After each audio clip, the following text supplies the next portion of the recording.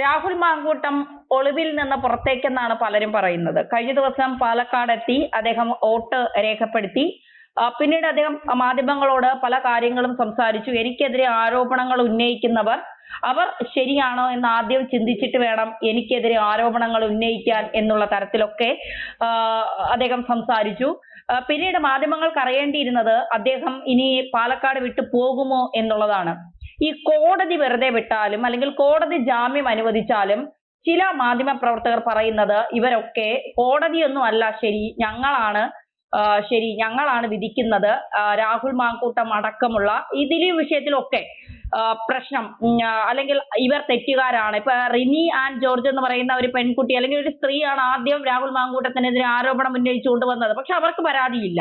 എന്നിട്ടും നിരന്തരം രാഹുലിനെതിരെ ഉപദേശിച്ച് നന്നാക്കാൻ ശ്രമിച്ചു. അങ്ങനെയാണ് ഇങ്ങനെയാണെന്നൊക്കെ പറഞ്ഞിട്ടാണ് രംഗത്തെത്തിയത്. അവിടെ നിന്നാണ് ഈ പ്രശ്നങ്ങളുടെ തുടക്കം. ഈ രാഹുലിന്റെ തിരിച്ചുവരവ് മെൻസ് അസോസിയേഷൻ എങ്ങനെയാണ് കാണുന്നത്? തീർച്ചയായിട്ടും അദ്ദേഹം വോട്ട് ചെയ്യാൻ വന്നപ്പോഴൊക്കെ അദ്ദേഹം ഇറങ്ങിയപ്പോൾ നാട്ടുകാർ എങ്ങനെയാണ് സ്വീകരിച്ചത് എന്നുള്ളത് നമ്മൾ കണ്ടതല്ലേ.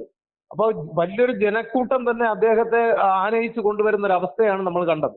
അപ്പോൾ അത് മാത്രമല്ല, കോടതി ജാമ്യം കൊടുത്തപ്പോൾ, രണ്ടാമത്തെ കേസിൽ ജാമ്യം കൊടുത്തപ്പോൾ ഒന്ന് രണ്ട് പരാമർശവും കൂടെ നടത്തിയിട്ടുണ്ടായിരുന്നു. അതെന്താണെന്ന് പറഞ്ഞാല് ഈ പരാതിയിൽ ഒരു സംശയത്തിന്റെ നിഴലുണ്ടെന്നുള്ളതാണ്.